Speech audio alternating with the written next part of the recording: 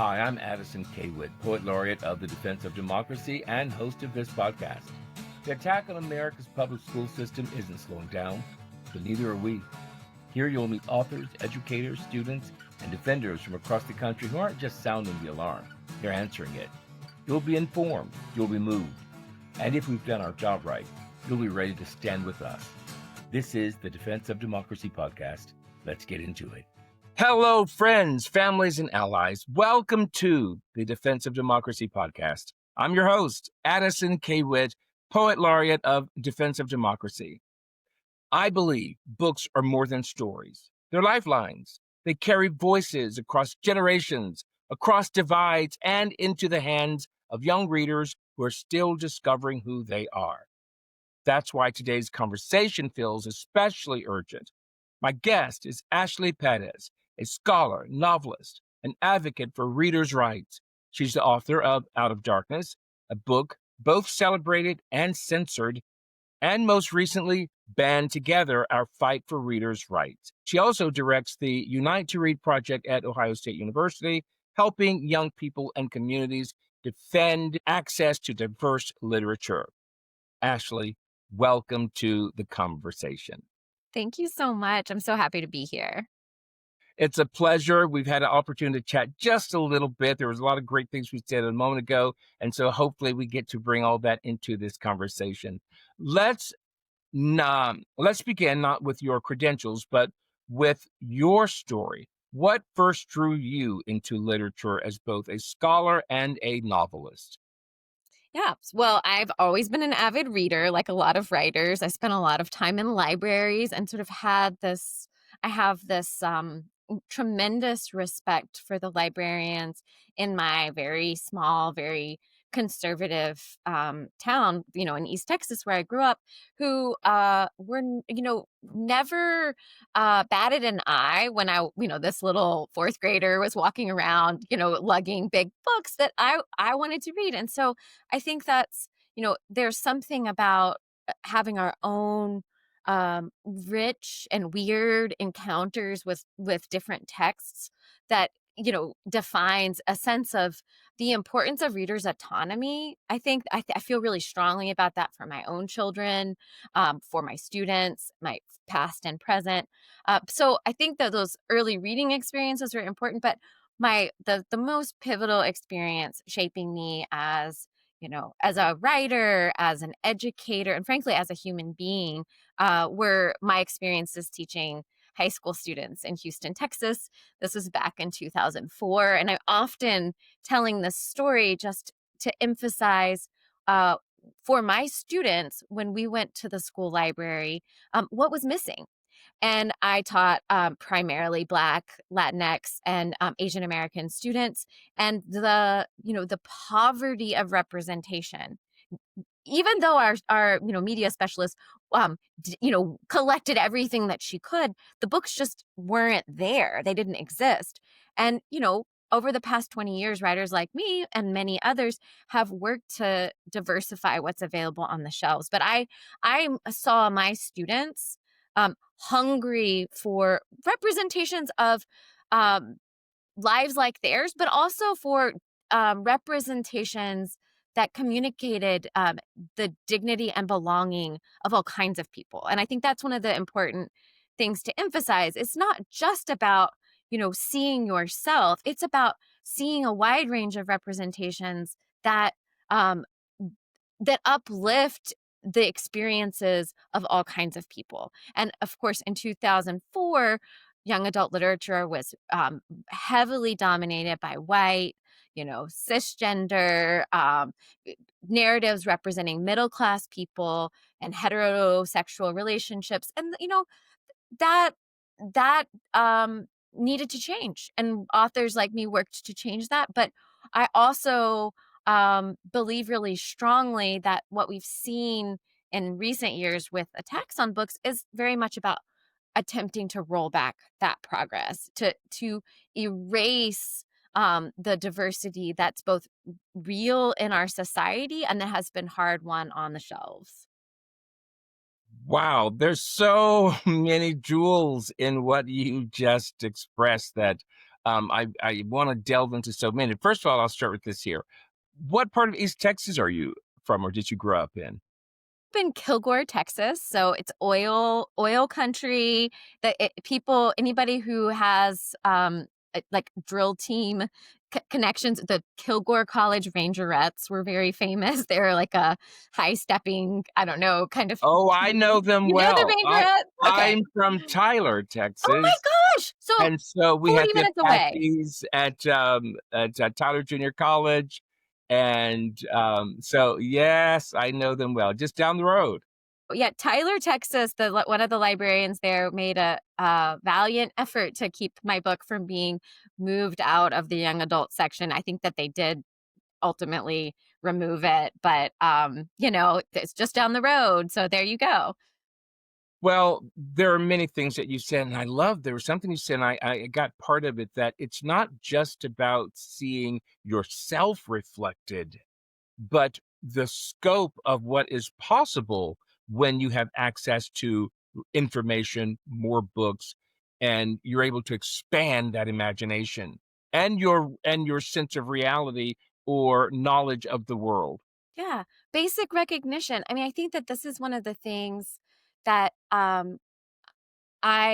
say a lot in terms of like when we think about like why do books that represent all kinds of experiences, including experiences that some people, hope never to have or don't, what I mean? That I write about a lot of painful experiences. I don't want those for anyone, but because they are part of our world, they need attention. And I think that one of the things I talk with my students about a lot is ethical imagination and what the power of not just awareness of other people's experience, but a sense of recognition of what other people may experience in their lives or what people historically have experienced. Out of Darkness is set in the 30s, and I hear from a lot of students about how important seeing those realities. What was the felt sense of racism in 1936 in East Texas, and also the nuances. How did it affect Black Americans? But if you were one of the few Mexican Americans in that community, how did it land on you? And what was the weight of that? And how all of that is not some distant and disconnected um, you know past, but it is something that is braided into our present. And I think that for people to understand the ongoing, the ongoing racialized violence in our society, we have to trace those threads back. To have points of reference and have a sense of recognition for the pain and also for the joy and the beauty, that the way that people create and recreate in their lives in spite of those oppressive circumstances, so that we're part of that project of recreating and creating in our lives, but also holding a space for that possibility for others. And I think anybody who's read Out of Darkness to the End wants more for the characters. They want a different world where those characters get to thrive and share their gifts with the world. And I think that sense, that's something that if we read widely, if we read about a lot of different experiences and a lot of different people, if we read deeply with a desire to understand, we end up understanding that every person's potential is important and that every person they're blossoming their expansion into what's possible for them and for those around them benefits, add something to our world. And so I really believe that that kind of vision and that kind of recognition is transformative for people because it makes them feel safe in a diverse and pluralistic society. And we have a diverse pluralistic society. Whatever people in the federal government want to say, that's true, it's real, and people can feel at home in that if they learn how to bridge across differences and imagine into different experiences.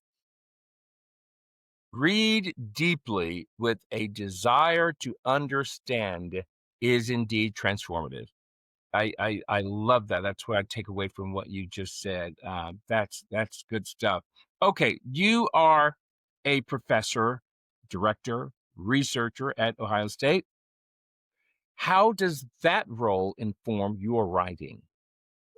Well, I'm, really excited to I love teaching, and I think that I I've been really fortunate to be in a very interdisciplinary department. I'm in the Department of Comparative Studies. My colleagues are, scholars of, religious studies, popular culture and music, folklore, sociology, anthropology. It's a very diverse group of scholars. And I've really seen my work shaped by that very rich conversation that centers culture and the different expressions of culture and the different, the questions that cluster around, what do we create as people and how do we live together?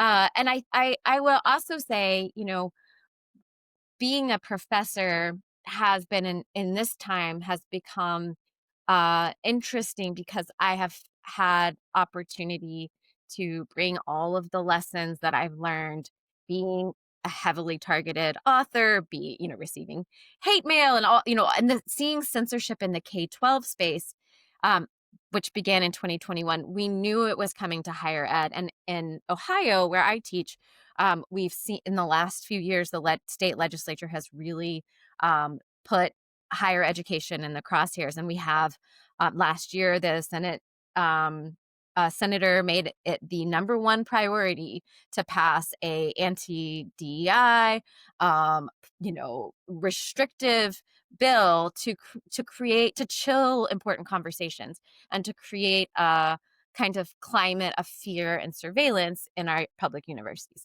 And just to be clear, I'm speaking as a private citizen. I'm not speaking on behalf of my university today, but that experience is so very connected to what K-12 teachers and librarians have been enduring.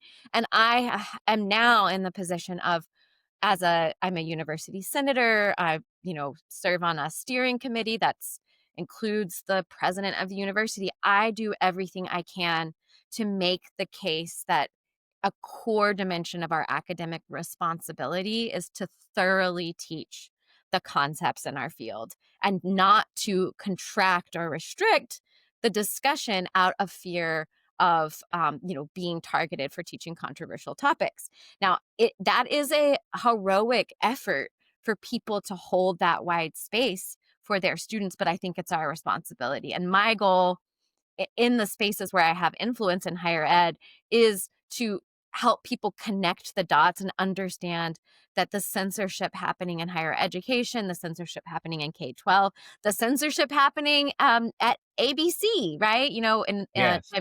Jimmy Kimmel's sort of removal and then reinstatement. That these are not they are all related, and they all need our attention, and they can also, when we see those connections, we can actually respond in with a really broad coalition. And I think that's where defense of democracy and the priorities of the organization are really important, because there's this sort of sense of there's a lot we can agree on and we can stand together.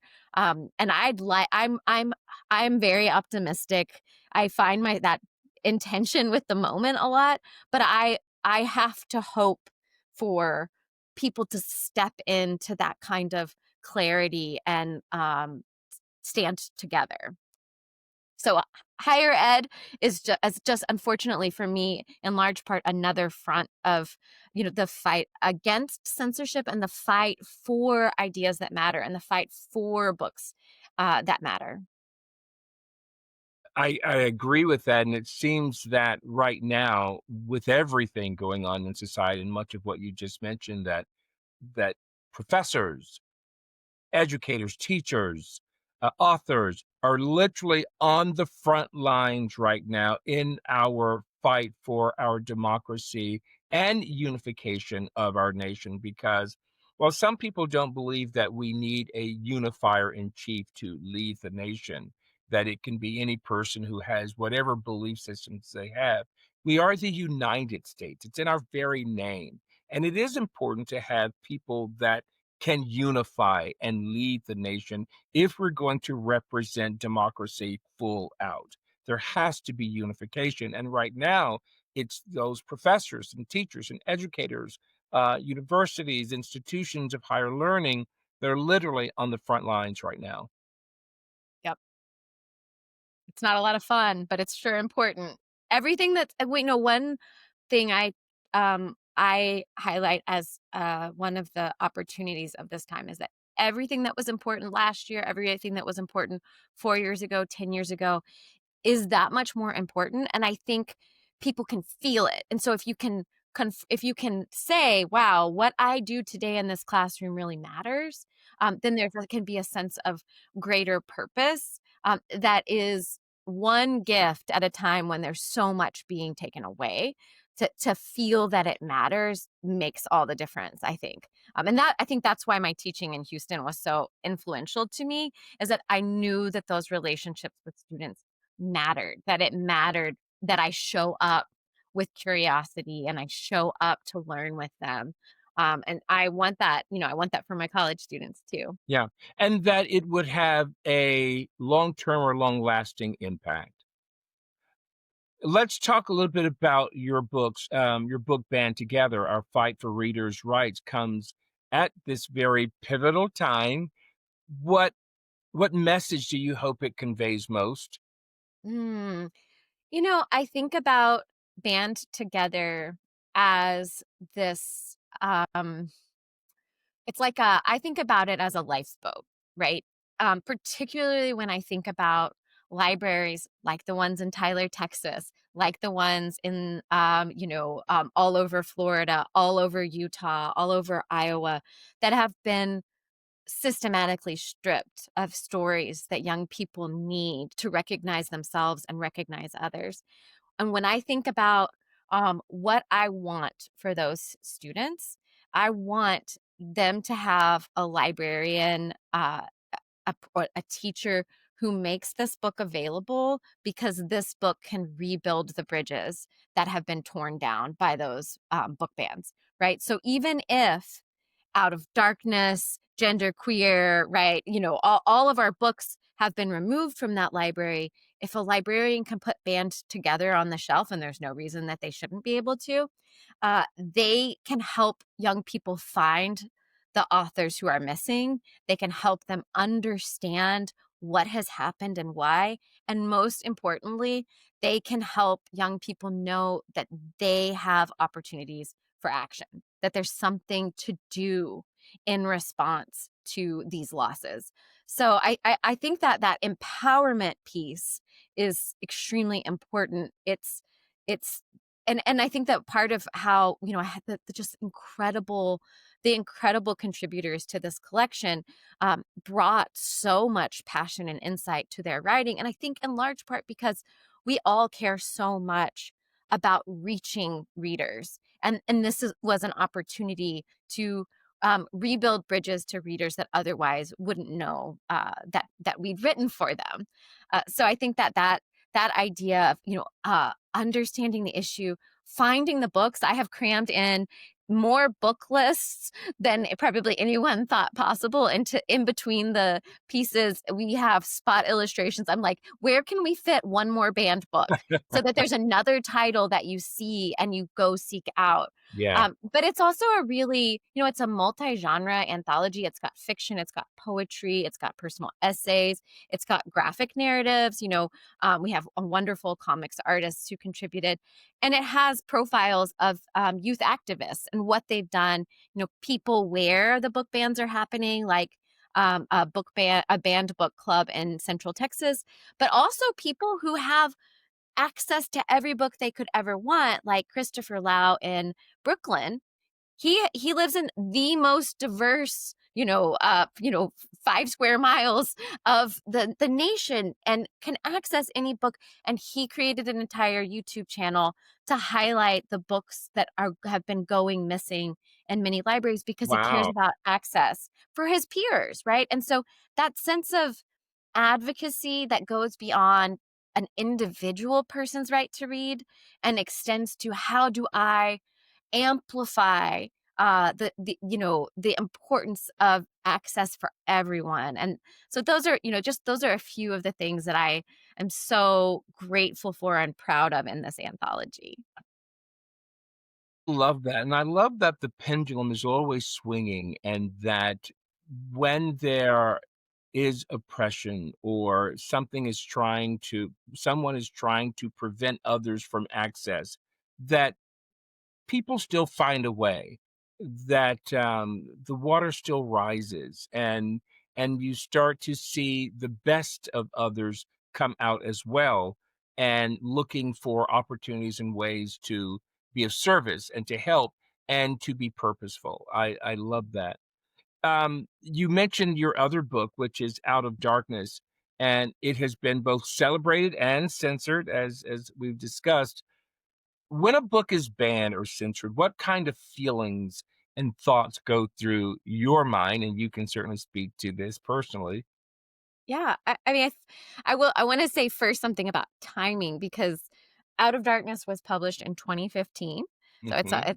it's celebrating its 10th anniversary this Yeah. year, and for more than half a decade, it was only celebration. I mean, this book won awards. It was, had starred reviews. It was a best of book. I think Booklist included in it. It's like 50 best YA books of all time. It was really celebrated, and what a gift to have a book that's challenging. It's a hard book. I often say, when people are like, well, who's this for? I'm like, this is for someone who's on their way to reading Toni Morrison. You know, Mm, it's it's it's not a beach read, right? yeah. It's we're Yeah. going to we're going to stand together and witness pain and witness squandered possibility. To see what does racism, what does family abuse do to the real potential of young people, and how do we envision and fight for a world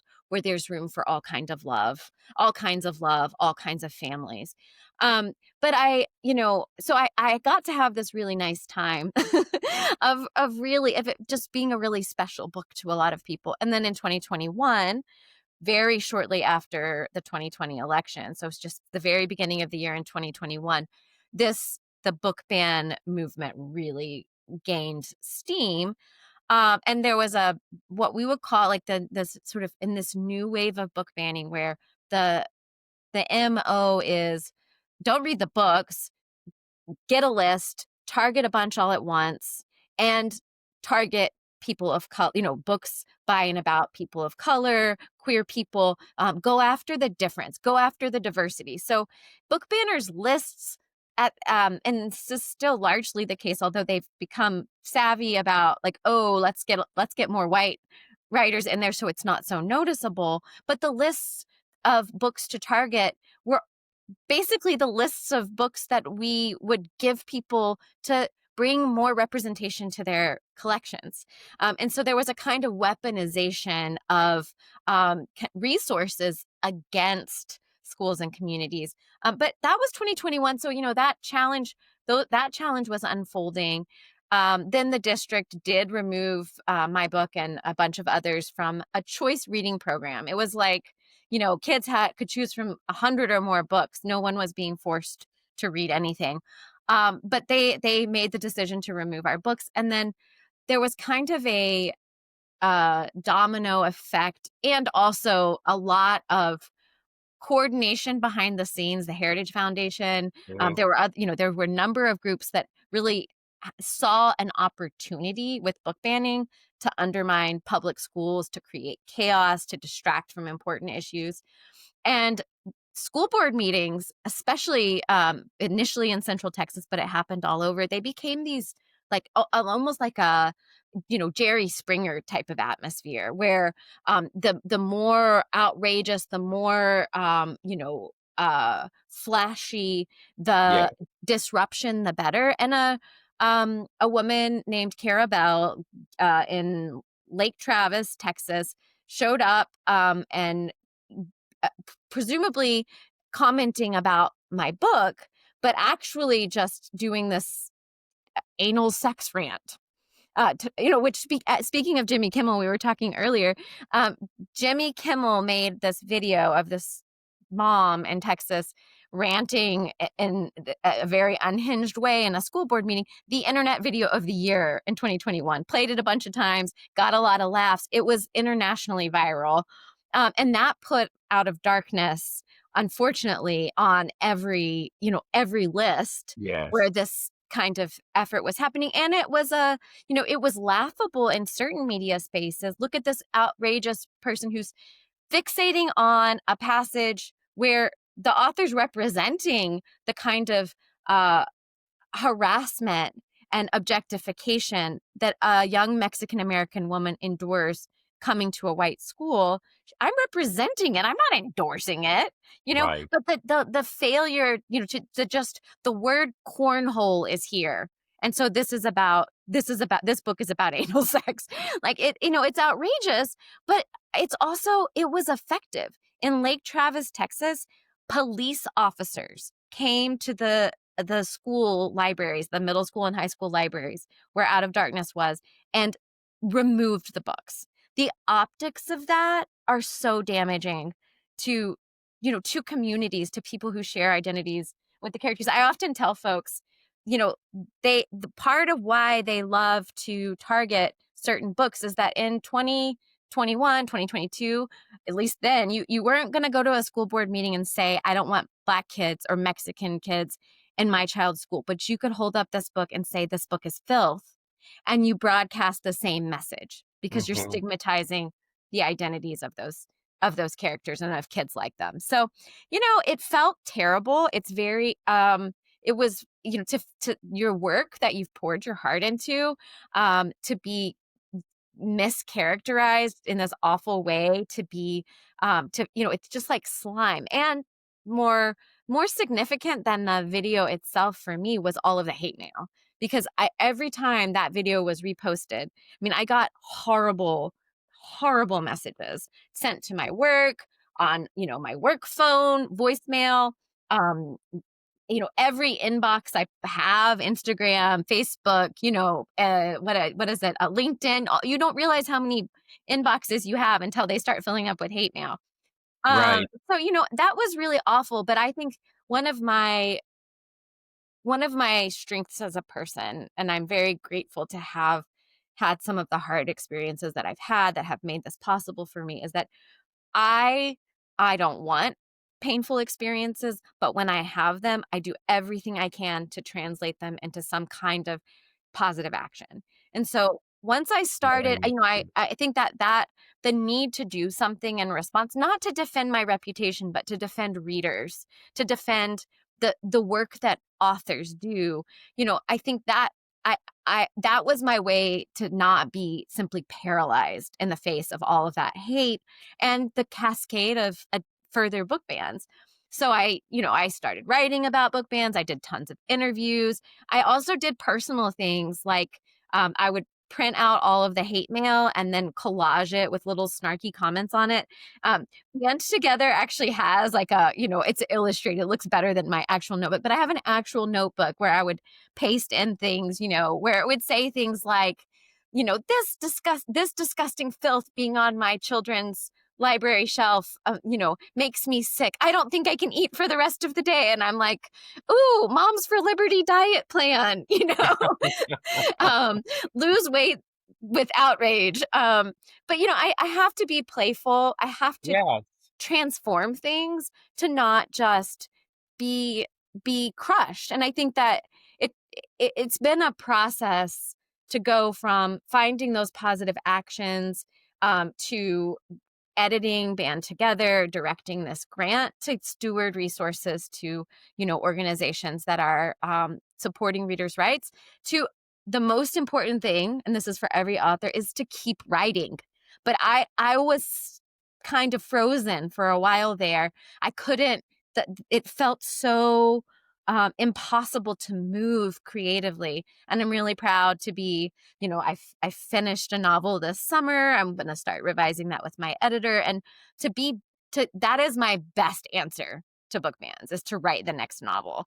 But it's been a real process. And so I don't recommend it for anyone, that there's nothing I hate more. Well, there's a lot I hate more actually, but I really dislike it when people say, "Oh, wow, you know, good for you." And I'm like, it's not good for me. It's not good Yeah. for readers.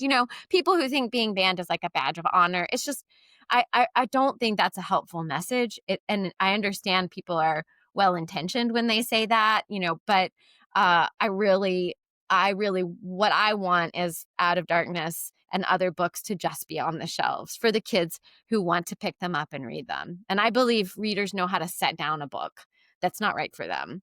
And that's what they do. Well, it sounds like, that the message is turning pain into purpose and Beautifully having put. a sense of humor Mhm.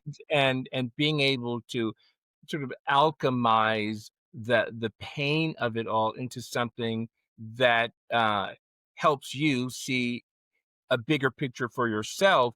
And also, I feel that in listening to you, that you're galvanized to do even more for not only yourself, but for your readers and for the community at large, where you have to keep going and keep writing because this is this inflection moment right now. And you can either take the pain and stop, and sometimes we have to for a brief moment, but then we're able to reconnect, especially if you happen to have a strong supportive community where you can people believe in you and can help you believe in yourself even when you've been hard hit Yep.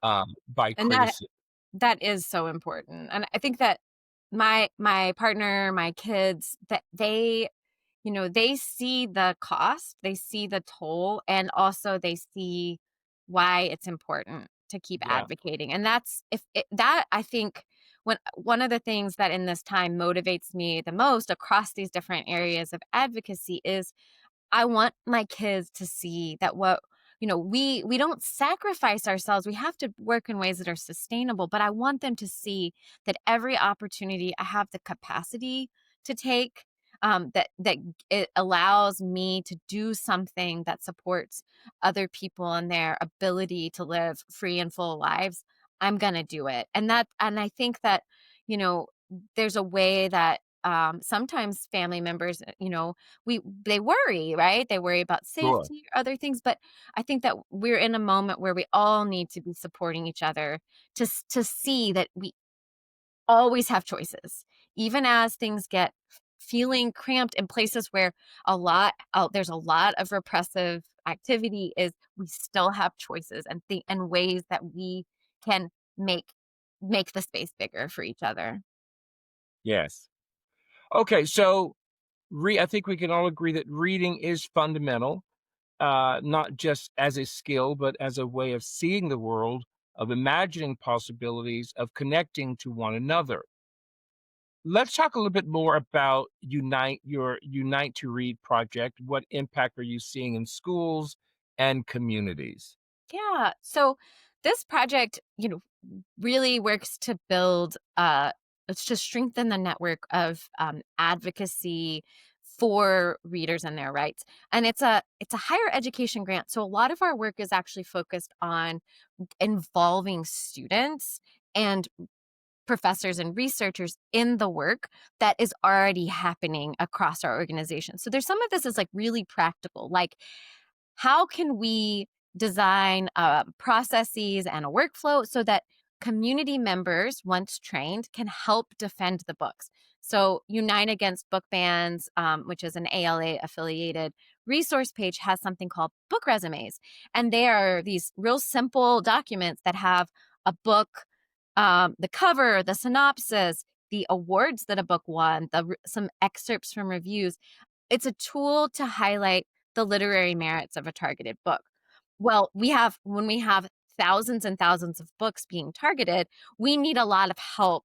The Office of Intellectual Freedom at ALA needs help creating these book resumes. So some of our work is really practical, like teaching people how to make a book resume and coordinating that work so we can use our collective capacity to create advocacy tools that people all over the country can use. Because I will say, let me have a little, put my professor hat on for just a moment. Something a lot of people don't realize, and the kind of messy, Jerry Springer energy of a school board meeting where people are talking about pornography and obscenity, is that there's a legal definition of obscenity. And it's, their states by and large have the same definition in their statutes. And a book, it's called the Miller test. This is a part of the Miller test. If a material has serious literary, artistic, political, or scientific value, when taken as a whole, it cannot be defined as obscene. It could still have sexually explicit content. It might include a Sure. rape scene. It might be a manual about sexual health that depicts the sexual organs of the body. That is not an obscene material. And that is a distinction that the book banners have worked to erase, to confuse, to create a lot of chaos around. But knowing that is really empowering. And that's where the book resumes document the serious merits of a book and help to provide a principled defense of the books.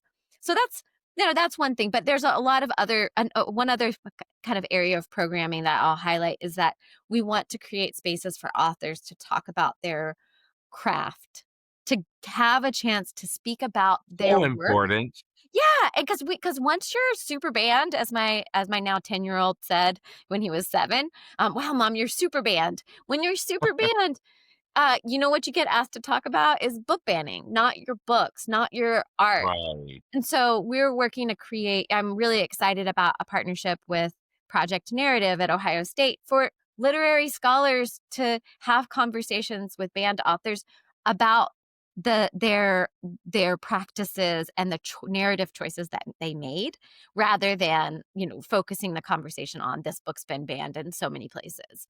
So those are some of the things that we're up to, and we have great partners working all over the country.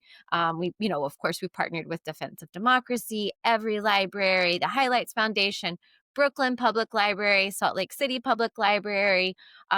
We Need Diverse Books, Daylo. If anybody's seen the Band Together documentary, this group of young people in South Carolina, uh, Love that documentary isn't so it much. great? It Oh my hit gosh. every point. If anyone's like, give me a crash course in 2 hours, I'm just like, watch Band Together. I think it's Yes. on, you can stream it online now, and it's wonderful. Yeah, it won the grand award in our film festival, the Defense of Democracy Film Festival this year, which I chaired. And it was, oh my God, from the very beginning, the first night I sat down to watch it, I was so moved and really inspired by it. And I think it was part of what inspired me throughout the entire festival, and to find other truths and other bodies of work that were highlighting the importance of uh, books and placing attention on reading and what's happening in our society at large, and what's happening by a few people that want to ban books for the many. Yep. Yep. So it was really Yeah. incredible. It is a wonderful movie. Great film. Well, normally I take this moment here to recognize the incredible volunteers who make up the body of Defense of Democracy. Today, I want to highlight the importance of reading, Read Out across America, a national celebration of the freedom to read, bringing together communities, authors, educators, and everyday citizens to stand up against censorship. It's not just about books, it's about voices, ideas, and the power of imagination. I don't think that we can say enough if about the volunteers. And if you're listening, I invite you to become a host. Share your favorite book online, or simply show up at your local library and be present for the fight to keep shelves full and stories accessible. Okay, the bottom line is that Defense of Democracy just simply can't do it without you. So join us, add your voice, and let's keep this fight going. Um, every student, every person, every community, every one of you matter. Okay. So we know that many listeners feel overwhelmed by the scale of censorship. It's what we're talking about. We were talking earlier about shifting focus. Rather than creating more to-do lists, let's talk about practical actions that we can take in our everyday lives. Absolutely. I think, and as you were talking about volunteers and things, I've one of the things, especially in this work with the grant, that I've tried to center over and over again is um, connecting to values, right, first, and advocating from a place of what your values are and also what your strengths are, what your passions Mhm. are, because there are always ways to advocate that align with the things that enliven you, that make you feel more fully yourself. And so, one thing that I want to say to volunteers is if you have that feeling that you're just doing because you have to do, um, make an adjustment. Stop for a second and take stock, because that's how people burn out, is when they Yeah. feel I have to, all the issues are so important. All the issues are so important. And there's a way to advocate that you can sustain over time and not just be, it's like, if advocacy is feeling depleting, it's a great time to stop and think about how can it be something that's joyful and replenishing. So sometimes that's people realizing that they need to be doing things in community. If they can sit together and do, create materials or make calls, but when they do it on their own, it feels discouraging. Or sometimes it's about like having an artistic outlet, finding ways to use the gifts that you have. So I just wanted to say that. But as when it comes to anyone sort of saying, okay, what can I do here? The first thing we need folks to do is put down their phones and read, right? And you will feel better. I've been working on this with my students. No one should feel bad about their relationship to their phone, because those screens were designed to reel you in and keep you in a loop of checking, checking, checking, and to drop you down rabbit holes. We can resist what's happening and the kind of repressive um, movement in our country, in part by taking responsibility for our attention and being stewards of our attention. And I'm not saying don't be informed, but make a decision about when you want to dip in and check on the issues, use sources that you trust, but also make a decision about when you're present to something that gives you new perspectives or that makes you remember why this work is important. So I've been asking folks, check out banned books. Just start by checking them out from the library. Don't put pressure on yourself to read 50 pages a day or anything. Check them out, put them somewhere where you see them. Then make it a goal to pick one up and hold it. And then start carrying it around. Read it in places where people will see you reading it and you can start a conversation. I know that sounds really small, but it's a great way to connect and to make the books visible in the world. If we're all carrying a frequently banned book and read, I mean, there are so many banned books, you could never read them all. So there's something for everyone. But we create an opportunity for others to see and learn about the books that young people need access to, that we all need access to. And last thing is, when you talk about banned books, as you're building this relationship, starting with the book you read for your read out session, when you talk about them, focus on what they offer. What beauty did you encounter? What humor? What excited you or challenged you in the reading? How are you different because you read that book? Rather than focusing on the outrage that it's been banned. So we can, not to say we have to acknowledge that, we have to name that, but let's put the focus on the power of the books. I am so thrilled that you are in this fight and that you have expressed so articulately where we are and why this is important and helping us understand how to shift the focus and how to apply very straightforward simple actions that we can take collectively that make a difference. What does freedom to read mean to you as we wrap up? Hmm. You know, I think I think freedom to read is about when I think about what does it take for people to be free to read. It's one of those things where it's like, oh, there's like the surface level answer and then there's the deep answer. But in the most immediate sense, people have to have both opportunity and access to a wide range of materials. To be free to choose, the choices have to be there, right? Whenever if we're only presented with one option, that's not a choice. And so we need to create spaces of choice for readers. And that is in our school libraries, that's in our public libraries, that's in our classrooms.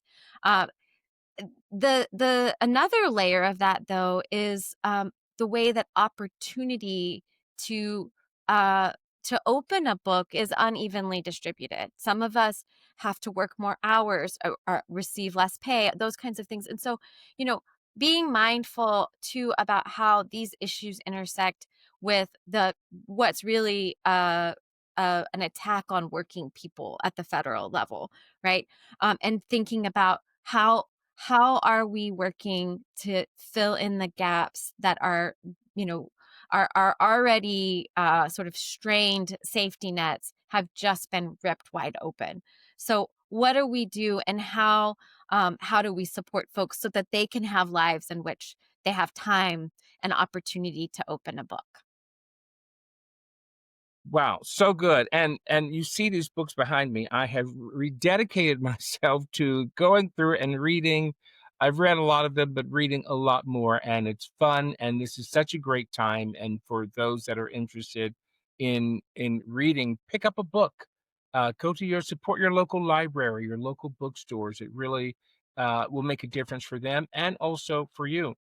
Uh, May I make one yeah, last go ahead. suggestion? Please Sorry. do. Absolutely. No, no, I was gonna say, for adults out there who have not read many graphic novels, I highly recommend this. I think that, you know, I in my banned books class, we're doing a class on censoring history. And there's all kinds of wonderful books that have been adapted in graphic novel form, and they're complex. It's not like this is kiddie stuff. It's not like it's dumbed down. It's made more accessible, and the visual component allows you to really stay with those big ideas more. So, Stamped from the Beginning, there's a graphic novel adaptation. Lies My Teacher Told Me. On Tyranny, I love that book by Timothy Snyder. There's a beautiful illustrated edition. Anyone who wants to think of more ways to stand in their values in this moment should read On Tyranny. There are great books about Japanese internment. The Diary of Anne Frank graphic novel adaptation's been targeted. So there are just these really beautiful books that can give us access to the kinds of ideas and conversations that are being squeezed out of a lot of public spaces. So, especially if you're sort of like rebuilding a reading practice, grab a graphic novel, because that sense of the space on the page is really inviting. And I read them all the time. I love them. Those are great suggestions. I love that, and having you here today, I just want to say thank you for joining me in this conversation and your ongoing work as a scholar, novelist, and advocate for readers' rights. And you do remind us that books are more than stories. They are lifelines, mirrors, and windows into possibilities. For our listeners, Read Out Across America runs October 5th through 11th. You can take part by hosting or joining a local readout, sharing your favorite banned book online, or supporting organizations like Authors Against Book Bans and Defense of Democracy. We'll include links in the show notes so you can learn more and get involved. Ashley, it has been indeed an honor to have you with us today. Thank you for taking the time. It has meant a great deal, and you're super fun to talk to. I loved it. Thank you all. And thanks for listening, everyone. Take good care. Defense of Democracy is the only national, nonpartisan, nonprofit organization dedicated to protecting our schools and libraries from attacks by anti-government extremist organizations like Moms for Liberty. We count on listeners like you to support our work. If you would like to make a tax-deductible donation to Defense of Democracy, please visit defenseofdemocracy.org and click support. 100% of your contribution helps our work, including the production of this podcast.